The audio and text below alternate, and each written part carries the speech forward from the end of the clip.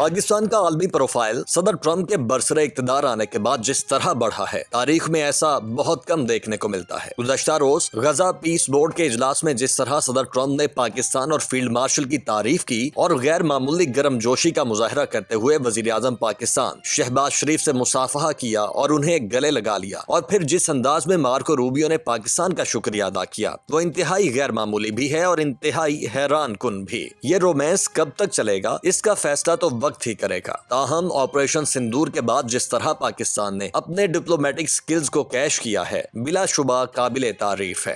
America और Iran के माबैन जंग के बादल हर गुजरते लम्हे मजीद गहरे होते जा रहे हैं। सदर ट्रंप की स्ट्रेटेजिक एम्बिग्विटी का नतीजा क्या निकलेगा, इस पर कुछ कहना कबलज वक्त है, लेकिन एक बात तो तय है कि कुछ बड़ा होने जा रहा है। इस जंग की आलमी सियासत और मईशत पर क्या असरात होंगे, इन तमाम इशूज के साथ साथ हुकूमत और बानी पीटीआई के माबैन डील की खबरें, पीटीआई के अंदर की कशमकश समेत दीगर मुल्की और आलमी खबरों पर तफसील से जानकारी देंगे नजम सेठी।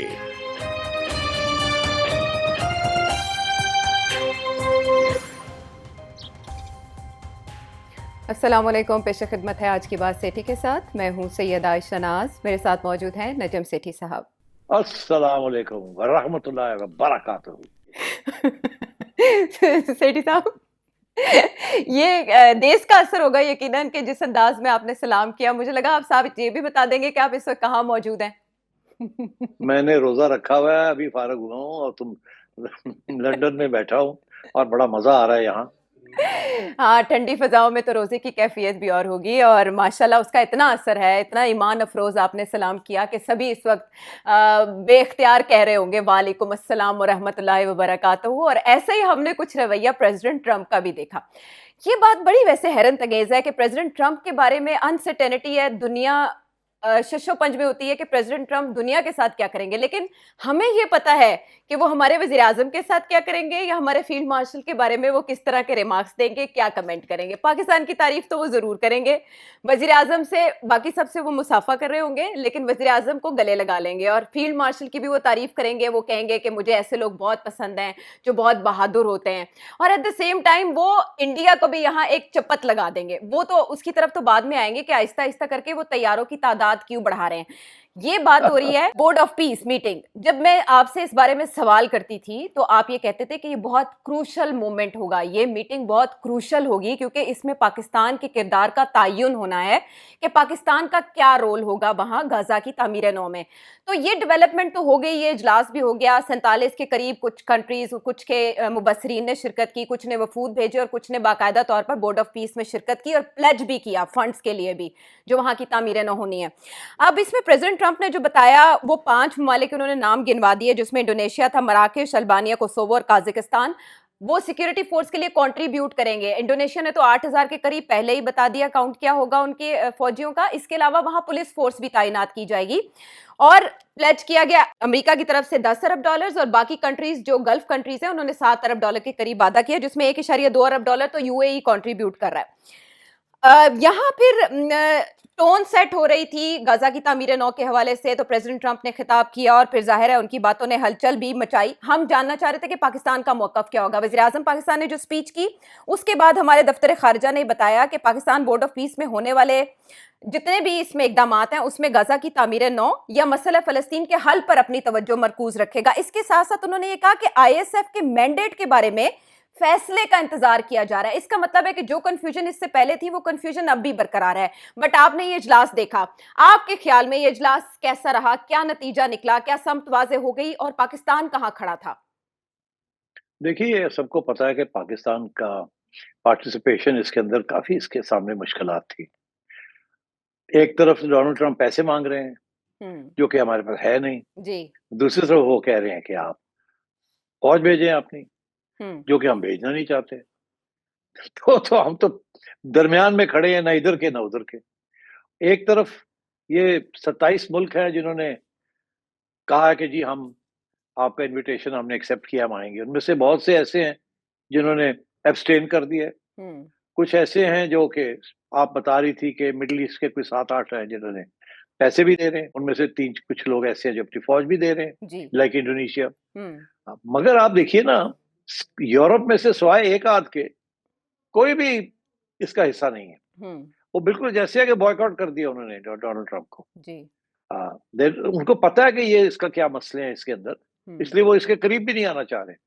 अब हमारा मसला ये है कि हम जो है ना इग्नोर नहीं कर सकते डोनाल्ड ट्रंप को, तो हमें बैठना भी है और फिर पार्टिसिपेट भी मीटिंग्स में करना है, मगर फौज भी नहीं देनी, पैसे भी नहीं है देने के लिए। तो मेरा ख्याल है इस सूरत हाल में इन्होंने जिस तरीके के साथ अभी तक कंडक्ट किया है, बड़ी एक बैलेंसिंग एक्ट है, बड़ा मुश्किल।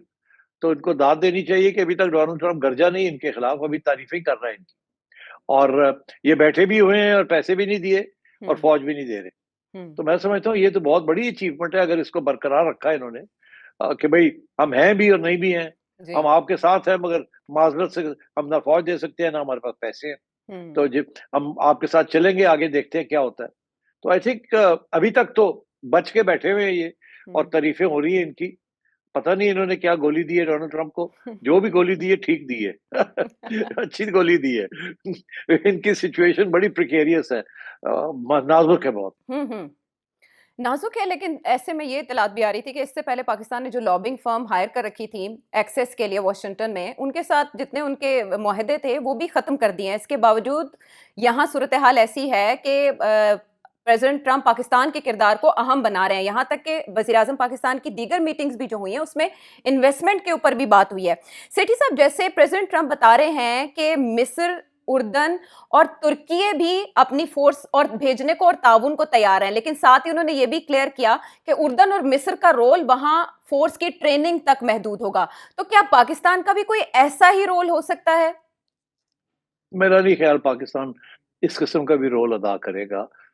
एक तो टर्की वाले हैं वो तो तैयार है आने के लिए, मगर इजराइल नहीं चाहता। हम तैयार भी नहीं है और इजराइल भी नहीं चाहता। ये फर्क है तुर्की में और पाकिस्तान में। वो आना चाहते हैं मगर ये इजराइल नहीं चाहता कि वो आए, तो इसलिए उन्होंने कहा अच्छा हमारी फौज नहीं तो चलो हम आपको ट्रेनिंग की फैसिलिटी देते हैं, मगर हम तो वो भी मेरा ख्याल है उससे भी परहेज करेंगे। तो आई डोंट नो अब आगे ये क्या करेंगे, मगर मेहनत बड़ी की है इन्होंने, और अभी तक डोनाल्ड ट्रंप जो है फील्ड मार्शल साहब की तारीफें कर रहे हैं, और जहाज भी उन्होंने बढ़ा दिए हैं। पहले 5 थे, फिर 7 हुए, फिर 8 हो गए, अब 11 कर दिए उन्होंने तो इंडिया को तो बड़ी तकलीफ हो रही होगी इससे। मगर मैं फिर से ये एक बात कहूंगा कि डोनाल्ड ट्रंप आज आपकी तारीफें कर रहा है, ये किसी वक्त भी फ्लिप कर सकता है, पलटा खा सकता है, और उस दिन का खौफ करे जिस दिन इसने पलटा खाया।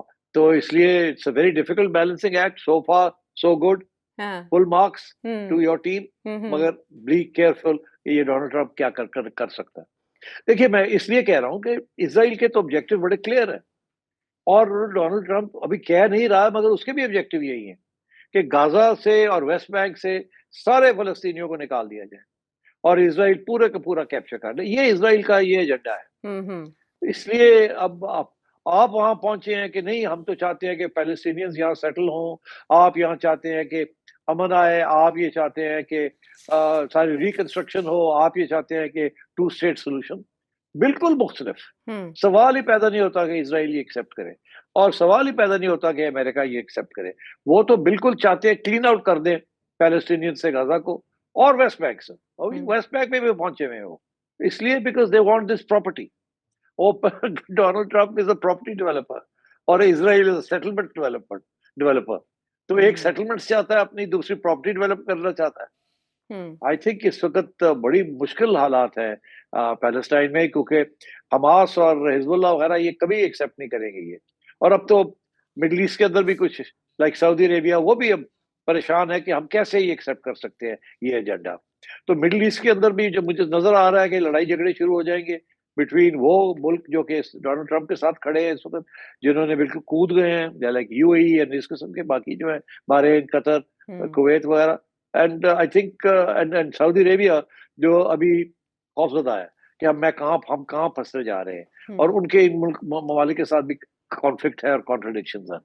तो पाकिस्तान के लिए एक तरफ यूएई, एक तरफ सऊदी अरेबिया ये प्रॉब्लम, दूसरी तरफ डोनाल्ड ट्रंप वो कहता है ये करो, हम कर नहीं सकते। तो और फिर ईरान, और ईरान के ऊपर भी तो अभी बहुत कुछ होने वाला है, वहां भी हमारे बड़े स्टेक्स हैं, और वो भी डोंट एग्री विद अमेरिका। तो मतलब है कि आई थिंक ये बड़ी कॉम्प्लिकेटेड सिचुएशन है। और आई होप और आई एक्सपेक्ट कि हमारा फॉरेन ऑफिस और हमारे फील्ड मार्शल साहब और शहबाज शरीफ साहब और इसाक डार साहब ये इसको दे अंडरस्टैंड कि हो क्या रहा है, बैलेंसिंग जो कर रहे हैं ये कामयाब रहे। तो ऐसे में दफ्तर खारजा के तर्जुमान ये कहते हैं कि हमने अपनी रेड लाइंस बता दी हैं। डू यू थिंक कि अमेरिका पर ये वाज़ेह कर दिया गया है कि हम किसी ऐसी फोर्स का हिस्सा नहीं बनेंगे जो हमास को गैर मुसल्लह करने के मिशन में हो शरीक? आयशा, हम कौन होते हैं रेड लाइंस बताने वाले? हम कौन है? डोनाल्ड ट्रंप के सामने हम कुछ भी नहीं है, इसलिए हम अपनी रेड लाइंस बता दें।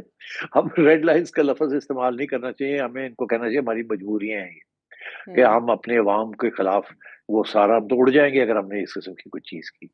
तो वो ये बता दे रेड लाइंस शेड लाइंस का जो है ना, ये ऐसे ऐसे करके हमारी रेड लाइंस, अरे भाई आपकी क्या रेड लाइन? रेड लाइंस तो डोनाल्ड ट्रंप की है। तो आप सो फार सो गुड, बड़के मारने की जरूरत नहीं है, play it cautiously and carefully. और ठीक है, we are an independent sovereign nation, but हम डिपेंडेंट भी तो बहुत है ना on American goodwill, American money, American weapons and so on. इसलिए लेट्स बी केयरफुल। फैसले का इंतजार है आईएसएफ के मैंडेट के बारे में। सिटी साहब, अभी तक क्यों उसका मैंडेट तरतीब नहीं दिया जा सका? अभी तक पता क्यों नहीं चल सका कि टीओआरस क्या होंगे उसके ऑपरेशन के? बिकॉज इत्तेफाक ही नहीं है कि उसके ऑब्जेक्टिव्स क्या होंगे। इजराइल चाहता है कि जी आए उसको इस्तेमाल किया जाए टू क्लियर हमास को डिसार्म करके फलस्तीन को निकाला जाए। बाकी लोग जो कहते हैं नहीं नहीं हम डिसार्म शाम की तरफ नहीं जाएंगे, उसके साथ तो कॉन्फ्लिक्ट हो जाएगी। और हमास ने तो बड़ा क्लियरली कह दिया है कि सवाल ही पैदा नहीं होता हम यहाँ से जाएं या हमारे हथियार आप लें। तो ये तो बड़ी क्रिटिकल सिचुएशन है। तो आईएसएफ कैसे बनेगी? नो सर, बहुत मुश्किल है। और क्या समझते हैं आप, इसका अगला इजलास कब तक होगा और क्या उसमें मजीद ऐलानात होंगे कि कौन कौन सा और मुल्क वहां फौज भेज रहा है अपनी या पुलिस फोर्स? देखिए, अब जिन्होंने फौजें भेजनी थी वो तो भेज ही दी या कमिटमेंट कर दी है। मेरा ख्याल है ज्यादा और कमिटमेंट्स नहीं मिलेंगी डोनाल्ड ट्रंप को। वो तो इसको बहुत बड़ा एक इदारा बनाना चाहता है और यही तो यूरोपियंस इसीलिए तो आ नहीं रहे हैं। फौज का तो इश्यू नहीं है, यूरोपियंस तो कहते हैं आप तो यूएन को फर्क कर रहे हैं। तो ये कैसे हो सकता है? हम वहाँ सिक्योरिटी काउंसिल में हमारे पास वीटो पावर्स है, कोई दुनिया में कोई ऐसा रेजोल्यूशन नहीं यूएन में पास सकता हमारी इजाजत के बगैर। ये तो आप सारा कुछ आपके के हाथ में है, आप जो चाहे कर लें। तो हमारी हैसियत कहाँ गई? हम कौन रह जाएंगे? इसीलिए यूरोपियंस यहाँ नहीं आ रहे, मगर वो लोग आ रहे हैं यहाँ जिनकी वैसे ही पहले हैसियत नहीं है खास, यूनाइटेड नेशन। तो वो डोनाल्ड ट्रंप को जैसे कहते हैं ना उसके पीछे लग गए हैं बेचारे। वो भी बड़े घबराए हुए होंगे, बिकॉज उनके पास भी ऑप्शंस बहुत कम होंगे, क्योंकि इज अ बुली। और वो जिस किस्म की बुलिंग कर रहा है, धमकियां दे रहा है, आपने देखा नहीं कि जी मैं 200% कर दूंगा, मैं ये कर दूंगा, मैं वो कर दूंगा। कैसी कैसी वो बातें कर रहा है। सो आई थिंक इसीलिए सब खौफजदा ही है कि बंदा थोड़ा जा क्रैकपॉट है, पागल है, पता नहीं की करेगा। और इस सारे प्लान में उनका ये भी क्लेम करना कि चाइना और रशिया भी इन कोशिशों में शामिल होंगे, किस हैसियत में, कैसे? नो वे। वो तो रशिया और चाइना तो वहां गल्फ में आ गए, वो ईरान की स्ट्रेट्स में आके है, उनकी शिप्स आ गई है वहां, उन्होंने एक्सरसाइजेस करनी शुरू कर दी है। ये इंडिकेशन है, ये सिग्नल है डोनाल्ड ट्रंप कि आपकी आर्माडा आ गया है, तो हम तो गल्फ में आ गए, हमारी शिप्स आ गई और हम ईरान के साथ बैठ के एक्सरसाइज कर रहे हैं। अब वहां अगर कोई ऐसी वैसी बात होती है तो चाइना रशिया भी इन्वॉल्व हो जाएंगे। तो they are not going to get involve in this Palestine question, no sir. अच्छा, लेकिन फिर इन्होंने उनके नाम लेना यहाँ क्यों मुनासिब समझे? ये बताने के लिए कि वो एक पैरेलल मुतवाजी निज़ाम यूएन के चला रहे हैं जिसमें सभी ऑन बोर्ड हैं। प्रेसिडेंट ट्रंप सिर्फ ये बावर कराना चाहते हैं, इससे ज्यादा कुछ नहीं। और देखो प्रेसिडेंट ट्रंप ने सबको इनवाइट किया हुआ है ना। तो चाइना की तरफ से तो अगेन वो आया कि हम एज एन ऑब्जर्वर देखने आ सकते हैं जी। रशिया तो बोला ही नहीं अभी तक, रशिया ने तो कहा ही कुछ नहीं। तो no, Chinese and Russians will not support this, no sir. लेकिन गार्डियन की एक रिपोर्ट आई है सामने जो गजा के हवाले से ये इंकशाफ करती दिखाई दे रही है कि वहां कोई 350 एकड़ पर मुहित तकरीबन 5000 अफराद पर मुश्तमिल कोई मिलिट्री बेस बनाने का इरादा रखते हैं प्रेसिडेंट ट्रंप, जिसका आपने तस्करा किया। और बाकायदा वहां कंस्ट्रक्शन की जो कंपनीज है उनको विजिट भी करवा दिया गया है। उस मिलिट्री बेस का क्या मकसद होगा? मैंने अभी आपसे अर्ज किया ना कि इजराइल चाहता है वहां से भी पैलेस्टीनियन को निकाल दिया जाए। ये तो पहले तो कभी ये बात सुनी नहीं थी, पहले तो गजा की बात होती थी जी। वहां से तो निकाल दिया इन्होंने जितने निकाल सकते थे, बाकी को मार दिया। मगर अभी वो कह रहे हैं वेस्ट बैंक से भी फर्क करो। तो आई थिंक ये जो मिलिट्री बेस यहाँ बना रहे हैं, this is all part of that plan कि अमेरिकन सपोर्ट के साथ वहां से भी पैलेस्टीनियंस को निकाला जाए, it's a very dangerous situation. अगर ये आप वेस्ट बैंक को भी टारगेट करेंगे, बिकॉज जॉर्डन उड़ जाएगा, जी। वो सारे के सारे वेस्ट बैंक के उड़ के जॉर्डन में चले जाएंगे या सीरिया में चले जाएंगे। वो तो एक्सेप्ट नहीं करेंगे। ऑलरेडी इजिप्ट और जॉर्डन बड़े परेशान हैं कि ये सारे रेफ्यूजीज जो हैं जाएंगे कहाँ, ये इधर ही आएंगे ना, इजिप्ट में चले जाएंगे या जॉर्डन में चले जाएंगे या सीरिया में चले जाएंगे, सम ऑफ देम मे बी। तो ये बड़े इश्यूज हैं फॉर ऑल दोस कंट्रीज। और इस तरह की खबरें आने के बाद मामला यूं है कि बोर्ड ऑफ पीस या इस तरह के किसी भी प्लेटफॉर्म पे इनको चैलेंज भी नहीं किया जा सकता और डिस्कस भी नहीं किया जा सकता, क्योंकि जो कंट्रीज उसमें बैठी हैं जाहिर है वो अपनी मजबूरी के सबब बैठी हैं और वो ताउन करने पर प्रेसिडेंट ट्रंप से मजबूर हैं। अच्छा सिट साहब, जब ट्रेड डील भारत और अमेरिका के दरमियान बनी तो ऐसे लग रहा था जैसे टेबल्स टर्न हो जाएंगी, वो एक अरसे से जो रगेद रहे थे प्रेसिडेंट ट्रंप इंडिया को, उसका सिलसिला रुक जाएगा। बट एक बार फिर वो जंग रोकने का क्रेडिट लेते दिखाई दिए और अब की बार तो उन्होंने तैयारों की तादाद बढ़ा के 11 कर दी। वो नाम नहीं लेते कि किसने किसके तैयारे गिराए, लेकिन सभी समझते तो हैं। तो प्रेसिडेंट ट्रंप का ये रवैया किस लिए है अब, जब ट्रेड डील हो चुकी? ट्रेड डील अभी हुई है, उसके डिटेल्स नहीं भी हुए ना, अभी बहुत सी चीजें वर्कआउट करनी है। इंडिया ने बहुत सी बातें कर दी है ना कि हम इतने बिलियन, 500 बिलियन की इन्वेस्टमेंट्स करेंगे, हम ये करेंगे, हम वो करेंगे, ये बातें ही हैं अभी तक। तो डोनाल्ड ट्रंप ने अपना प्रेशर जो है ना वो बरकरार रखना है इंडिया के ऊपर।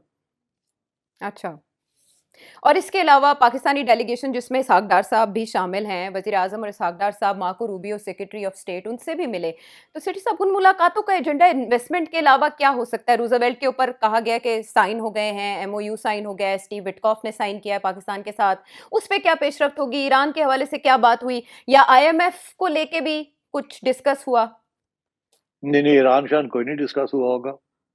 पाकिस्तान की स्ट्रेटेजी बड़ी क्लियर है, इसको कोई छुपी हुई चीज नहीं है। पाकिस्तान की स्ट्रेटेजी ये है कि डोनाल्ड ट्रंप की जात को, उनकी फैमिली को फायदे दिए जाए और उनको अपने साथ रखा जाए। कभी वो उनको करेंसीज क्रिप्टो के ऊपर कर देते हैं, कभी वो मिनरल्स को एक्सेस दे रहे हैं, कभी रेकोडिक में दे रहे हैं। अब जाकर रूजवेल्ट के अंदर भी उनको आ जाओ तुसी ले लो। तो मतलब है कि आई थिंक पाकिस्तान की स्ट्रेटेजी जो है वो स्ट्रेटेजी है जो डोनाल्ड ट्रंप को समझ आती है, which is not diplomacy, which is this। तो इंडिया तो बड़ा परेशान होगा, ये कर देगी पहले पाकिस्तानी। हाँ।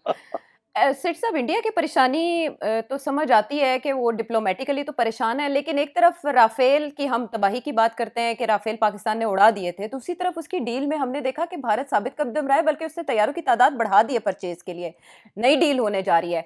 तो ये तो उस तासुर की नफी करते हैं कि पाकिस्तान ने कुछ डैमेज किया था राफेल को। नहीं, देखिए डैमेज तो किया था और वहां सोचों में पड़ गए थे।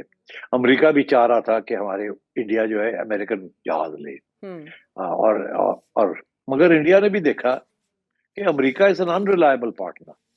आज ये इस तरीके से है, कल को और भी बड़ी गड़बड़ हो सकती है। तो उन्होंने ऑन बैलेंस यही देखा है कि शायद राफेल का फेलियर नहीं था, it was the failure of the Indian air force. के पाकिस्तान ने जिस तरीके से एक यूनाइटेड स्ट्रेटजी बनाई थी बिटवीन डेटा लिंक्स एंड वो जो प्लेटफॉर्म बनाया था वो एंटिसिपेट नहीं किया, उसमें राफेल की कोई गलती नहीं थी।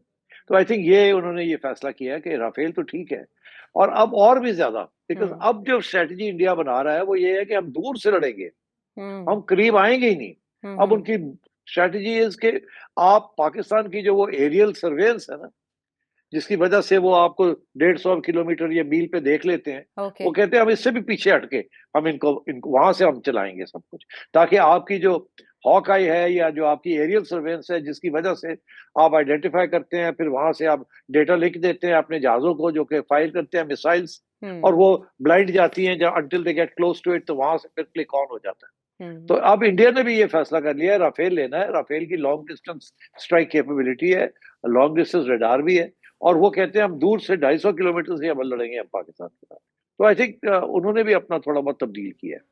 ओके, ऐसे में ईरान का तस्करा हुआ सेठी साहब, दोनों चीज़ें पैरेलल चल रही हैं। यानी दिसंबर में ईरान के अंदर शोरिश हुई, मुज़ाहरे हुए, उसके बाद से अमेरिका ने धमकियाँ देना शुरू की।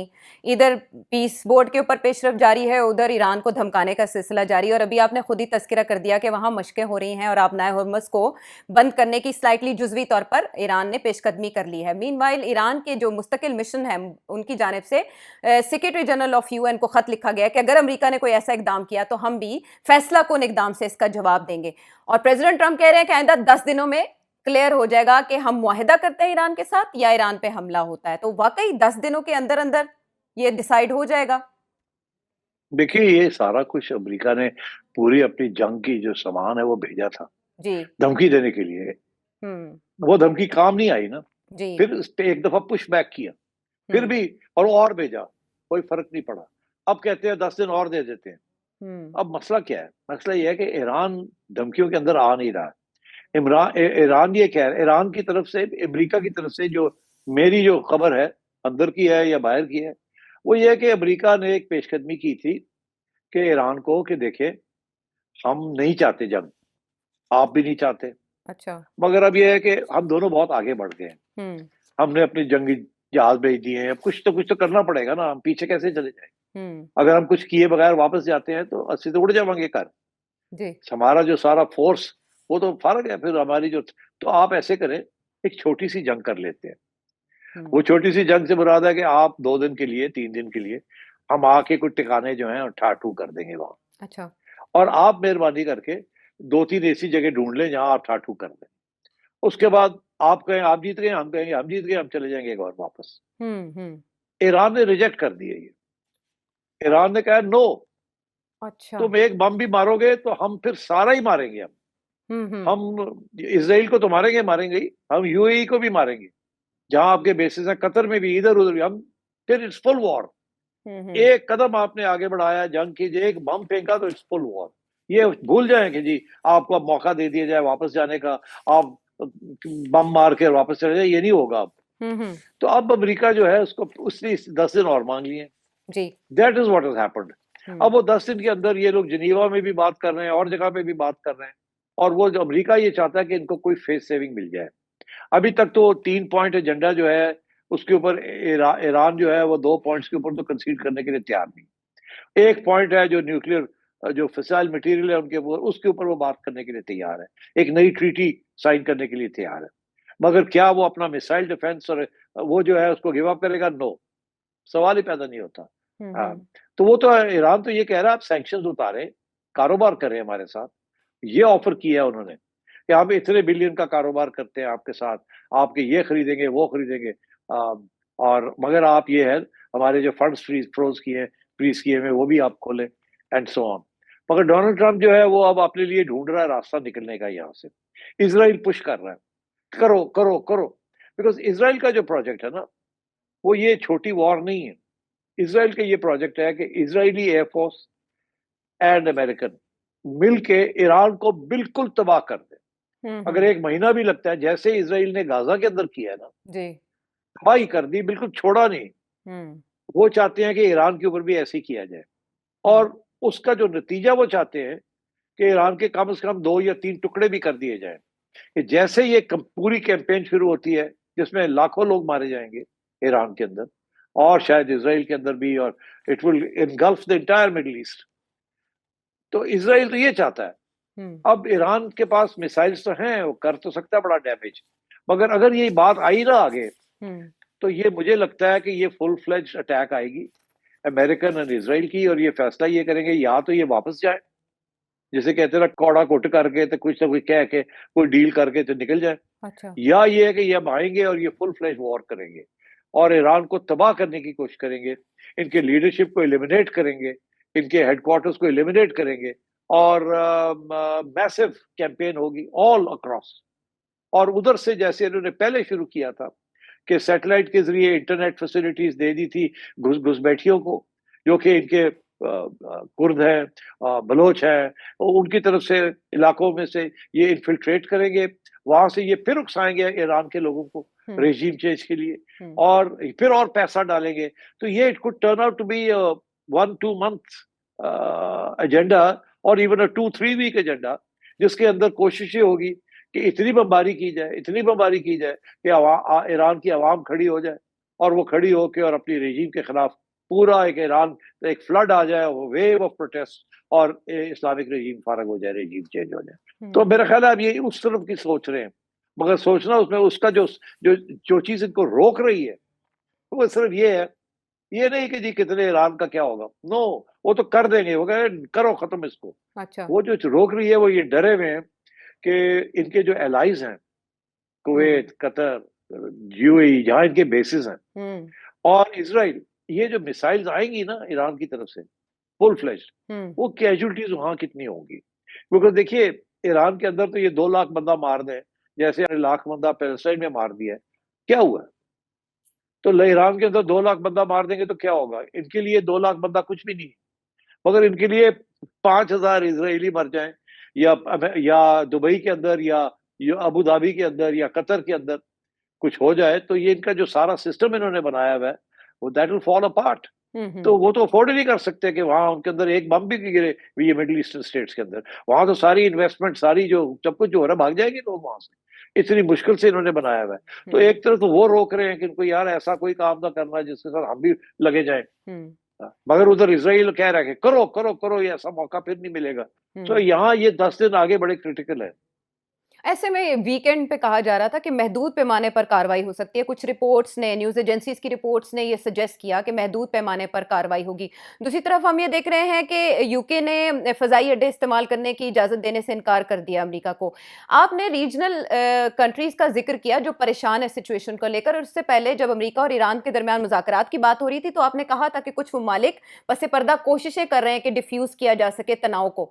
वो मुज़ाकरात में क्या रीजनल ये जो डिले आ रहा है वो उन्हीं ममालिक की वजह से आ रहा है? अमेरिका के अपने अंदर इस पर इत्तेफाक राय नहीं है कि इसराइल के पीछे लग के ईरान को टारगेट किया जाए, या कोई और फैक्टर्स हैं?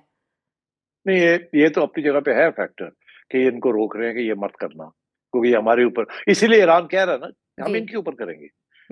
तो ईरान इनके ऊपर प्रेशर डाल रहा है, वो अमेरिका के ऊपर प्रेशर डाल रहा है, वो अपनी जगह। मगर डोनाल्ड ट्रंप का जो मेगा बेस है ना, जो राइट विंग है, वो नहीं चाहते कि एक और इस किस्म की जंग के अंदर, जो कि लंबी जंग हो, जिसके अंदर अमेरिका इन्वॉल्व हो जाए। वो एक होम फ्रंट का भी मसला है, बिकॉज इसने कहा हुआ है मैं तो जंग करने से खत्म, मैं तो अमन लाने आया हूँ। अब ये अमन लाने आए हैं, तो ये 2 हफ्ते, 3 हफ्ते, 4 हफ्ते की जंग अगर छुड़ गई, जिसके अंदर इतनी तबाही होगी सारे मिडिल ईस्ट में, इसका जो सारा जो डोमेस्टिक बेस है वो भी इसके गले पड़ेगा जी।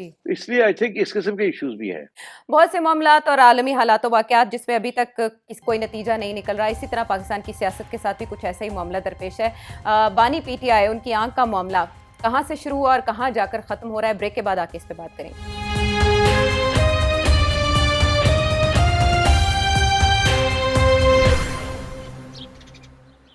शो में साथ देने का शुक्रिया। और अब बानी पीटीआई, इमरान खान और उनकी आंख का मामला, जिसमें यकदम हमने पहले खराबी की इत्तला सुनी और उसके बाद एक शोर मचा, और इसी दौरान खबरें ये वायरल हुई कि कोई डील पसे पर्दा चल रही है जिसके नतीजे में उन्हें बनीगाला भी मुंतकिल किया जा सकता है और उनका इलाज मुआलजा शुरू हो सकता है। और ऐसे में मोहसिन नकवी साहब ने भी बताया कि एक जेल तैयार हो रही है जिसमें जब शिफ्ट किया जाएगा अगर मुस्तकबिल में, तो वहाँ इलाज की सहूलियात भी दस्तियाब होंगी। और एक अंबार था, भरमार था डील की बातों का, डील की खबरों का, लेकिन उस अरसे में सेठी साहब डील की बातों या खबरों की तरदीद करते रहे और उन्होंने एक एक करके बताया कि किस तरह डील नहीं हो सकती, किन बुनियादों पर नहीं हो सकती। और हम ये देख रहे हैं अब कि वो धरना जो पार्लियामेंट में दिया गया इमरान खान साहब के लिए या केपी में दिया गया, वो दोनों धरने भी ख़त्म हो गए। इमरान खान साहब अलबत्ता अस्पताल मुंतकिल नहीं हुए, उनकी आंख का अलबत्ता मुआयना हुआ, जिसके बाद सलमान अकरम राजा और बैरिस्टर गौहर ने यह कहना शुरू कर दिया कि उनकी आंख में बेहतरी आई है और उन्हें दिखाई देना शुरू हो गया। जो इससे पहले 80 to 85% लॉस बताया जा रहा है, वो रिस्टोर होने की भी बातें हुई। इसके अलावा ना इमरान खान साहब से डॉक्टर्स की, उनके ज़ाती मुआलजीन की मुलाकात हुई, ना उनकी फैमिली की, और ना ही उनके वकला की। मुलाकात के दिन भी गुजर गया। अलबत्ता बुशरा बीबी से मुलाकात की इत्तलात हैं। सारे मुतालबात जो पीटीआई की जानिब से किए गए वो सारे मुस्तरद कर दिए गए। और इस दौरान पाकिस्तान तहरीक इंसाफ ने जो इमरान खान साहब की बीमारी के हवाले से जो नैरेटिव बनाया, वो ज़्यादा से ज़्यादा एक फोर्स के ऐलान पे मुंतज हुआ, उस तक रहा। और उस फोर्स के ऊपर भी सियासी कमेटी में ये इत्तफाक किया गया है कि सियासी फोर्स की कोई ज़रूरत नहीं है इमरान खान साहब की रिहाई के लिए। सेठी साहब, पाकिस्तान तहरीक इंसाफ ने इस सारे अरसे में इमरान खान साहब के हवाले से इन खबरों से क्या हासिल किया? देखिए, 2 बातें वाज़ेह हैं। पहली बात यह है कि पॉलिटिकल स्ट्रेटजी जो पीटीआई की है वो बड़ी कामयाब रही। अच्छा। इसलिए क्योंकि ये सारी दुनिया में गूंज उठी है बात कि इमरान खान के साथ बड़ी ज्यादती हो रही है, उसकी आंख की बहनाई खत्म हो गई है और बुरे हालात हैं, लोग सॉलिटरी कन्फाइनमेंट में रखा हुआ है उसको, उसकी ह्यूमन राइट्स को वायलेट किया जा रहा है, वगैरह वगैरह, और 15% तो रह गई है और पता नहीं क्या हो गया और क्या नहीं हो गया। ये कामयाब रही है। बिकॉज मैं लंदन में बैठा हूँ, यहाँ भी जिसको मैं मिलता हूँ वो आगे से वही बात जो पीटीआई की बात है वही सुनाते हैं, उनको हकीकत से नहीं पता हकीकत है क्या। अच्छा, अब एट द सेम टाइम हुकूमत से मैं समझता हूँ कि उनकी बहुत नाइली रही है कि वो एक काउंटर नैरेटिव नहीं बना सके। काउंटर नैरेटिव बड़ा आसान था, उसका बेस बनाना भी बड़ा आसान था। जब ये सब कुछ हुआ था तो उस वक्त जब ये ले गए, पहले वहीं आई ड्रॉप्स वगैरह देते रहे, मौका मिल गया इमरान खान को और उनके लोगों को कहने को कि इनका ख्याल नहीं किया गया। और शुक्र करें कि पीटीआई वालों के जो बयानिए थे वो कभी एक कहते थे बात, कभी दूसरी की बात, कभी कोई कहता था कभी कुछ कहते थे, तो वो थोड़ी सी कंफ्यूजन पीटीआई वालों ने क्रिएट की। अच्छा। क्योंकि वो कि जी वो कोई कहता है अक्टूबर से खराब है, कोई कहता है दिसंबर में नहीं पता लगा, कोई कहता है बुशरा बीबी से मुलाकात हुई मगर उन्होंने जिक्र नहीं किया, कोई कहता है मुलाकात हुई तो उन्होंने हल्का सा जिक्र किया, एंड सो ऑन। तो वो उनकी अपनी खामियां थी। मगर हुकूमत को पहले दिन से जब ये पता चला था कि इमरान खान को अस्पताल ले जाना है, तो पहली बात तो मैं समझता हूँ वो खुफिया नहीं रखना चाहिए था। अगर एक दिन के लिए ले जाना था या 2 दिन के लिए भी ले जाना था फॉर फुल एग्जामिनेशन, तो ले जाते और बता देते कि हम ले आए।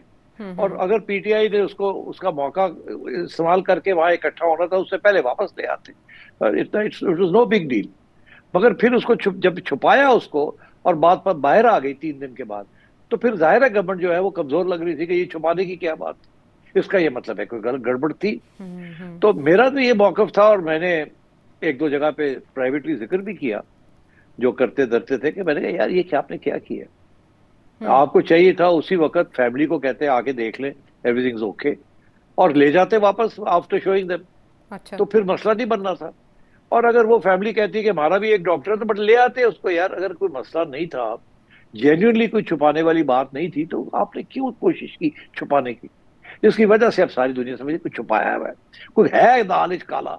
ये गवर्नमेंट जो है इज नॉट, और गवर्नमेंट को तो आपको पता है कोई यकीन वैसे भी नहीं करता उनकी जो बयानिया होता है। और पीटीआई का जो प्रोपेगेंडा यूनिट है is wonderful from their point of view, वो जबरदस्त प्रोपेगेंडा करते हैं और दुनिया में गूंजती है। ये जो इन्होंने वो क्रिकेटर्स को इकट्ठा कर लिया, इकट्ठा करके कैप्टन्स को जनाब वो एक और ड्रामा कर दिया। उधर से उनके बेटे जो है वो कह रहे हैं हमें वीजा नहीं मिल रहा, कोई जवाब नहीं है इनके पास, कोई कहने को नहीं है कुछ, कोई क्रिकेटर्स के साथ बात करने के लिए नहीं है। वो मैं सुन रहा था उनको कुछ पता ही नहीं है पाकिस्तान के बारे में, और वो खुद कहते हैं हमें तो बताया गया कि ये हालात है, तो हम तो बस उसी के ऊपर चल रहे हैं। तो मतलब है कि नाइली है ना, they are not focusing on this. अच्छा, अब मैं तो ये कह रहा हूँ, मीडिया वाले भी ये कह रहे हैं, मगर मेरा ख्याल है जो जनरल एटीट्यूड है ना उनकी, वो ये है कि वी डोंट केयर, कर लें जो करना, we are very clear in our mind, हमने कोई डील नहीं करनी, कोई सहूलत नहीं देनी, और ये रोते रहे पीटते रहे क्या कर लेंगे। पहले भी इन्होंने ये किया है, इनके ऊपर तो एतमाद हो ही नहीं सकता, ये जो कहते हैं मुकर जाते हैं, इसलिए इनसे बात करने की छोड़े, इनको काउंटर करने की भी जरूरत नहीं। अच्छा। हमें इन डिबेट्स के अंदर आना ही नहीं चाहिए, कर ले जो करना है, क्या फर्क पड़ता है। अच्छा। अभी तक कोई फर्क नहीं पड़ा, इन्होंने क्या नहीं किया, कांग्रेसमैन से खत लिखवाए, डेलीगेशंस भेजी यहाँ हर किस, और वहां लंदन के अंदर नून लीग वालों का जिंदगी हराम कर दी, जहां कोई नूनिया नजर आता वो पीटीआई वाले पड़ जाते हैं उसको, और वो मीडिया जो है उसको प्ले अप करता है। यहाँ तक कि वो जिस जगह पे ऑफिस था नून लीग वालों का, मियाँ सब आके बैठते थे स्टैनो प्लेस, वो भी छोड़ दिया उन्होंने कि यार वहां के नेबर से शोर डाल दिया कि यहाँ तो दिन रात लड़ाई झगड़े ही होते हैं सड़कों के ऊपर, and we don't like it. तो फिर छोड़ना पड़ा इनको वो जगह। सो मतलब है कि दे वर वेरी सक्सेसफुल। बात यह है कि और कोई डील नहीं होनी, ये जो डीलों की बात है ना ये पीटीआई वाले करते हैं कि डील के लिए बात हो गई, फलाना आया, फलाना गया, फलाना ने आया। अब ये हाथ पैर मारते रहते हैं बेचारे, और ठीक है that's part of their opposition game, करना भी चाहिए इनको। मगर मेरा ख्याल है ये एक तरफ ये एटीट्यूड है आयशा कि हम धक्का लगाते रहे, धक्का न लगाया तो जो होना है वो भी नहीं होना। इन्होंने बिल्कुल चाबी तो इस वक्त लगाई दी ना ताले की और जेब में रखी हुई है, हम धक्का लगा रहे हैं तो वो जेब में ये निकल सकती है, जेब में फिर ताला खुल सकता है। मगर ये ना हो कि हम चुप कर जाए, हमारी आवाज बंद हो जाए, कोई तो ये चाबी उठा के फेंक दे जैसे मैंने अपना हैंकी फेंक दिया। Very nice. अभी हाँ, हाँ तो इस किस्म का ये इश्यूज यहाँ हैं। और एस्टेब्लिशमेंट कोई डील नहीं, नो डील। ये मैं आपको बता दूं कि बड़ी सख्ती है वहां, जो लोग फैसले करते हैं वो कहते हैं जी सवाल ही पैदा नहीं होता। हाँ और खान साहब मैं आपको बता दूं, ये अब उनके बाकी जॉनीज जो भागते दौड़ते हैं ना, वो अपनी जगह पे, पर खान साहब वो भी कोई डील नहीं चाहते। डील का मतलब क्या होता है? अमेरिका के अंदर ये डील डील डील, अमेरिका के अंदर ये नॉर्मल लफ्ज है। अच्छा ये लेजिटिमेट लफ्ज है। इसके ऊपर कोई नेगेटिविटी नहीं है। डील वहां होता ही डील है, लेट्स हैव अ डील। अच्छा डील का मतलब है कॉम्प्रोमाइज, डन हो गया, हाथ में लाओ, चलो जी, तुसी भी कुछ मिल जाए, सानू भी कुछ मिल जाए। That is the meaning of a deal. और वो अमेरिका के अंदर कानूनी तौर पे वो मतलब उसको बुरा नहीं समझा जाता, उसको अच्छा समझा जाता है। फिर डील होगी साड़ी, खत्म। यहाँ डील जो है उसके जो माने हैं ना, वो बड़े नेगेटिव है। वो इसका माने ये है कि असूलों के ऊपर आप नहीं खड़े हुए, क्योंकि हमारे यहाँ ये बड़ा ड्रामा चलता है, असूल बड़े हैं। अरे भाई, सियासतदानों के कौन से असूल होते हैं? ना खान साहब के कोई असूल है, ना किसी और के कोई असूल। यहाँ डीले अंदर बिहाइंड द काउंटर डीले होती रही है पहले। यही होता रहा ना, यहाँ भी मुकमुका होता रहा behind the deals. Noon league करती रही है, पीटीआई करती रही है, एस्टैब्लिशमेंट करती रही है, अच्छा, जुडिशरी करती रही है। अच्छा, अब नॉट नॉट कॉन्शियसली, मगर वो लगता है ऐसे ही है कि हो जाता है कुछ ना कुछ मुकमुका। अब बात यह है कि खान साहब जो है ना, वो अपने मौकफ से पीछे हटने के लिए तैयार नहीं। इन अदर वर्ड्स, खान साहब अगर कोई डील चाहेंगे तो वो डील नहीं होगी। अच्छा वो जिसे कहते हैं ना, वो उनके डिमांड्स हैं। हाँ। डील के अंदर कुछ लेना पड़ता है, कुछ देना पड़ता है। खान साहब की सारी पार्टी जो है ना, वो चाहती है कि डील हो जाए। अच्छा, लेन देन करो। हाँ। दसों की चाहता है तुसी साडे बंदे नूं बाहर कढो ते दसों की चाहते हो। वो कहते ने कि असी कुछ भी नहीं चाहते तुहाडे बंदे कोलों, तो ना ही असी कुछ कढना है उन्होंने बाहर। We don't want a deal. तो ये डील की बात तो पीटीआई की तरफ से होती है, deal deal deal deal deal. पर हमारे मीडिया वाले भाई भी कुछ शुरू हो जाते हैं। अच्छा, वो होता यह है कि गवर्नमेंट इतनी बात जरूर करती है, या एस्टैब्लिशमेंट की तरफ से इशारे होते हैं कि यार तुसी भी थोड़ा हाथ हौली करो ना, आप बात करना चाहते हैं, कोई बात को आगे बढ़ाना चाहते हैं, तो तुसी भी जी फायरिंग करते पे हो और बंद करो ना। तुसी तो चाहते हो कि फायरिंग होती रहे। अच्छा, और वो अब ये अलीमा खान ने जो बात की है, जी जी, मुझे आप बता रही थी जी, उन्होंने ये कहा कि अस्पताल मुंतकिल कर दें, हमारी मुलाकात करा दें, तो हम नाम नहीं लेंगे अब बॉस का जी। अच्छा, बात मैंने भी नहीं है नाम लिया बात ये, आप तो नहीं लेंगी, मैं तो ले सकता हूँ। पहले आप कहते थे कि इमरान खान का नाम नहीं ले सकते, एक जमाने में कहते थे नवाज शरीफ का नाम नहीं ले सकते थे। मैं कहता मैं तो लूंगा, कटना चाहते कटो, फिर तो कभी कटते सन, कभी छोड़ देते सन, उधरों भी चुप हो जाते सन, यार कोई गल नहीं, सेठी थोड़ा जा है ऐसा करन दे, कोई गल नहीं। अच्छा, अब बात ये है कि अब ये सूरत सवाल, ये कंट्रोल ही नहीं है अलीमा खान का ऑन द सोशल मीडिया। आपका क्या ख्याल है, अलीमा खान अगर अपने सोशल मीडिया के दोस्तों को कहेगी कि आगे से आपने फील्ड मार्शल साहब का नाम नहीं लेना, तो वो चुप हो जाएंगे? नो नो नो, वो चुप होने वाले में नहीं है। ये पार्टी नहीं है, ये मूवमेंट है। मैं कब से आपको कह रहा हूँ, ये पार्टी होती है जो डिसिप्लिन के अंदर हो, जिसके एक लीडर हो जो कि बात करे। यहाँ तो रोड़ा मारो तो एक लीडर निकल आता है और वो एक नया बयान दे देता है। हर रोज टीवी के ऊपर बैठे होते हैं, कभी गड्ढापुर साहब एक बात कर रहे होते हैं, कभी अफरीदी साहब दूसरी बात कर रहे होते हैं, कभी सॉरी सॉरी सॉरी करके भाग जाते हैं, कभी आते हैं। वो बेचारे बैरिस्टर साहब चेयरमैन बने हुए, उनको पता ही नहीं कि हो क्या रहा है उनकी पार्टी के अंदर, एंड सो ऑन। तो मतलब ये है कि अब किसकी बात सुनी जाए। और मैं आपको ये बता दूं कि पार्टी के अंदर ऐसे लोग हैं जो अलीमा खान को नहीं मानते, और मैं समझता हूँ, ये मैं आपको आज अपना एक तजिया कह रहा हूँ, इमरान खान साहब नहीं चाहते कि अलीमा खान लीडर बने पीटीआई।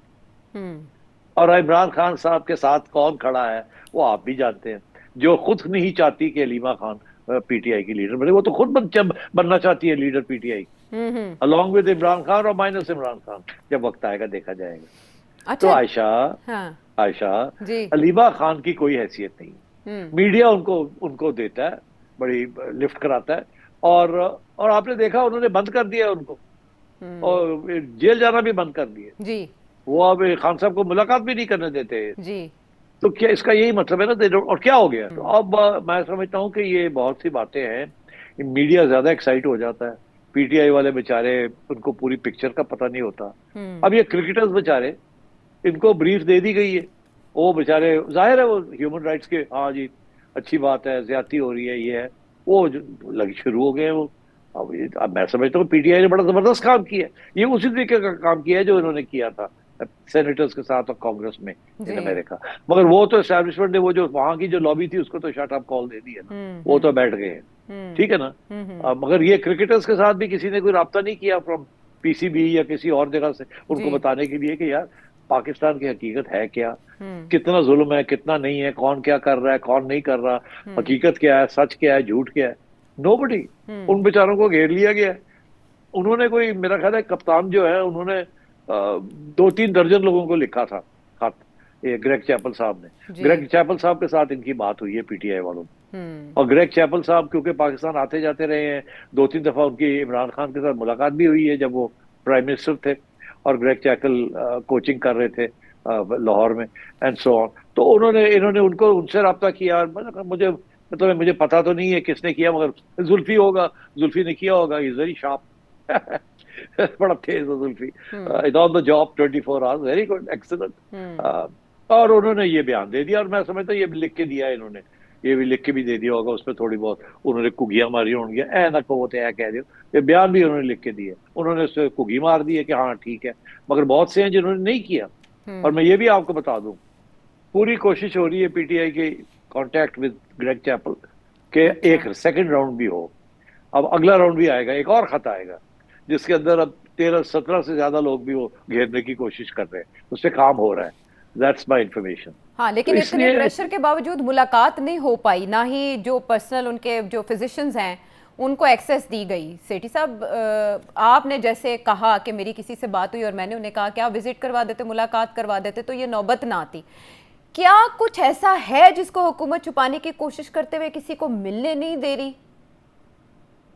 नहीं, मैं आपको बताऊं एक बात जी, ये भी हो जाएगा, ये मिलने देंगे। अच्छा, ये भी मेरी पेशेंट गोई ले लें। देखिए, जब इस किस्म की चीज होती है ना, तो जब प्रेशर आता है तो पहले स्टेज पे आप कंसीड नहीं करते। ये एक नॉर्मल सियासत के अंदर रूटीन है कि अगर एक दूसरा ऑपोजिशन जो आके हमें ये चाहिए, ये चाहिए, ये चाहिए, तो कहें कुछ नहीं मिलना, फिर लड़ाई झगड़ा शुरू हो जाता है, फिर लेन देन है वो, फिर आखिर आके वो थोड़ा वो, अब देखे ना, ये पहली दफा है लीमा खान ने कहा कि हम अटैक करना फील्ड मार्शल को बंद कर दें जी। और आपको पता है ये गवर्नमेंट की तरफ से कैसे ये मैसेजेस इनको कब से दिए जा रहे हैं कि भाई वो तो बंद करो, उसको तो बंद करो जो गाली गलौज लगे हुए हैं आप, वो बंद करो, तो कुछ बात पे थोड़ी सी आपके साथ नरमी हो, कोई कॉन्फिडेंस बिल्डिंग हो, आप वो तो बंद नहीं करते। लेकिन इन वे ये लीमा खानम साहिबा का सरेंडर नहीं कंसीडर किया जाएगा, क्योंकि पीटीआई के कुछ हल्के ये समझते हैं कि लीमा खानम केस खराब करती है इमरान खान साहब का। फिर लीमा खानम पे ये भी इल्जाम है कि वो सोशल मीडिया पीटीआई का कंट्रोल करती है। उनसे इवन के इन्वेस्टिगेट किया गया था कि कुछ ट्वीट जो हुए बानी की जानिब से, शायद उसमें लीमा खानम साहिबा का कोई किरदार था। तो दूसरी तरफ गंडापुर साहब वो सामने आए, उन्होंने जो धरने में बुशरा बीबी का किरदार था, संजानी के मुकाम पर जो तनाज़ा हुआ उसको हाईलाइट किया। मोहसिन नकवी साहब ने एक प्रेस कॉन्फ्रेंस की तो उन्होंने कहा लीमा खानम वीटो कर देती हैं अगर हम किसी नतीजे पे पहुंचने लगते थे, तो उनका किरदार उन्होंने जेरे बहस लाया। फैसल वावडा साहब सामने आए, उन्होंने बताया कि कोई डील किसी ने ऑफर नहीं की इमरान खान साहब को। तो सेठी साहब, अलीमा खानम का इस तरह से नाम लेके कहना कि हम उनके बारे में बात नहीं करेंगे, ये सरेंडर नहीं है पीटीआई का? अलीमा खान लाइमलाइट में रहना चाहती हैं। जब उनको निकाला गया from meetings with Imran Khan और उनकी छोटी बहन को इजाजत दे दी गई कि आप जाएं, आप बात करें, तो अलीमा खान को ये बात पसंद नहीं आई होगी, क्योंकि वो अब चुप करके बैठ खड़ी होती है वहां। अब बोलना शुरू कर दिया फिर उन्होंने, तो फिर देखा कि यार ये तो स्पॉटलाइट जो है, लाइट हट रही है मेरे से, मैं तो लीडरशिप लेना चाह रही हूँ यहाँ, तो ये तो कहीं वापस जा रही है। उधर अफरीदी शुरू हो गया, इधर सलमान राजा साहब लगे हुए हैं, उधर बुशरा बीबी के साथ मुलाकातें शुरू हो गई है लोगों की, वो एक ही हो रहा है, वो मैं कितने गई। तो उन्होंने अब शुरू कर दिया अगेन। ये अब देखे ना अलीमा खान कौन होती हैं ये ऑफर करने के लिए कि आप मिला दें तो फिर हम गाली गलौज करना बंद कर दें, नाम नहीं लेंगे हम। वो आप कौन है? आप तो leader, you are not the established leader of the PTI. तुसी तो रिलेटिव हो उन्होंने, खान ने आपको नॉमिनेट नहीं किया, खान ने बैरिस्टर साहब को नॉमिनेट किया है, खान ने सलमान राजा साहब को नॉमिनेट किया है, एंड सो ऑन। अच्छा सेठी साहब, अलीमा खानम की इस पेशकश का जवाब आएगा अगर उन्होंने डील ऑफर की है तो? देखिए, मेरा ख्याल है उन्होंने सूंघ लिए एक बात कि अस्पताल ले जाएंगे। अच्छा, आई थिंक ये फैसला हो गया है कि अस्पताल ले जाया जाएगा, और मेरा ये ख्याल है कि they will also allow one doctor from the family's recommendation to meet him and to see him. मेरा ख्याल है उसकी तैयारी हो रही है ये। और उसके तो बाद अगर इसके साथ वो गाली गलौज बंद हो जाती है तो बड़ी अच्छी बात है। मैं नहीं समझता बंद होगी, बट चले, अगर हो जाती है तो इससे बेहतर क्या हो सकता है। आपने कहा था कि कॉन्फिडेंस बिल्डिंग मेजर्स लिए जा रहे हैं, यानी एतमाद साजी की कोशिशें दोनों तरफ हो रही हैं। तो अगर आंख के सारे मामले में से कुछ निकला है तो अलीमा खानम की जानिब से ये ऑफ़र निकली है, और दूसरी तरफ हमने देखा कि 8 फरवरी को उस तरह का एहतजाज भी नहीं हो पाया जिसका ऐलान पाकिस्तान तहरीक इंसाफ की जानिब से किया गया था। आने वाले दिन है इंटरेस्टिंग। वापस आते हैं एक ब्रेक के बाद।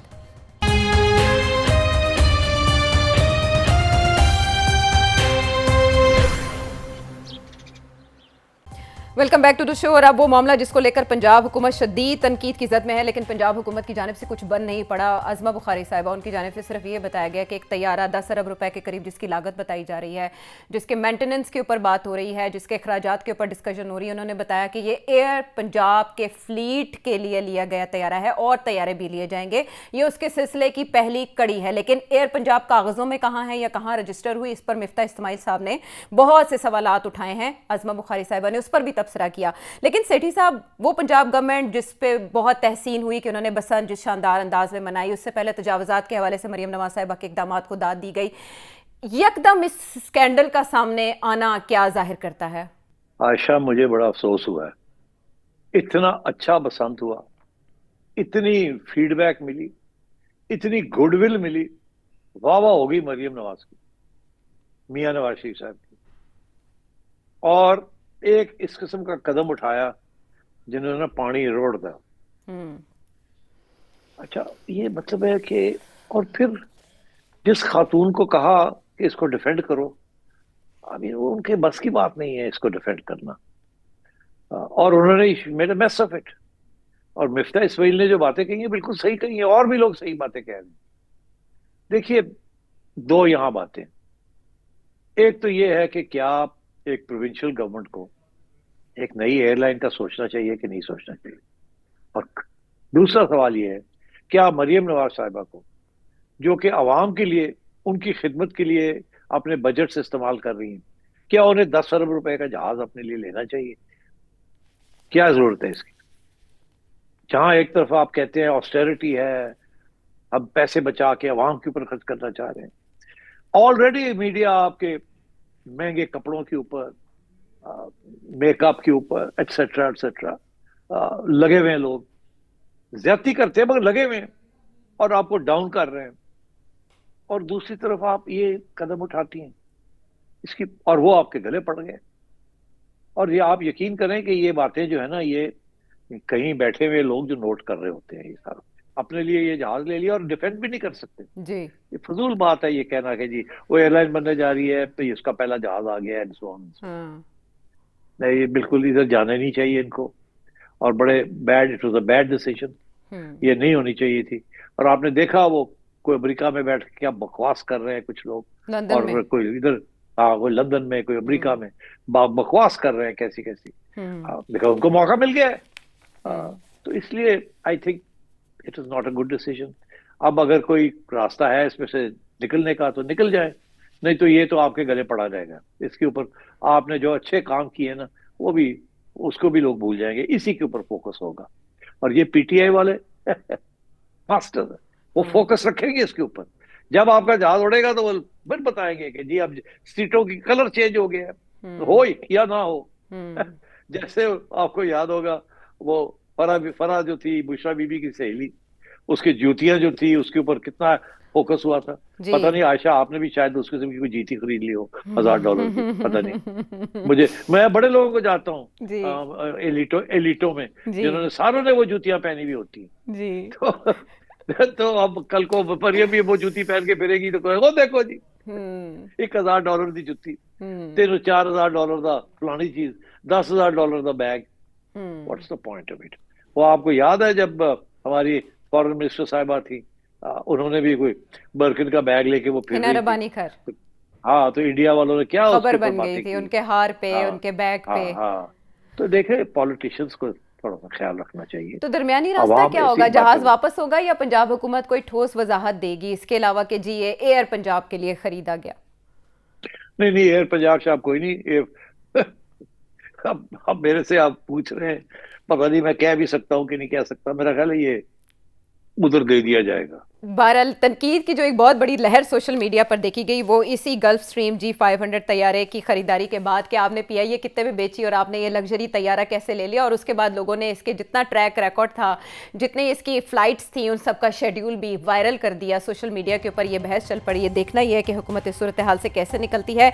इसके अलावा भी किसी और मामले के बारे में आप सेठी साहब से जानना चाहें तो नंबर है स्क्रीन पर आपके सामने। हमें अगले प्रोग्राम तक के लिए इजाज़त दें।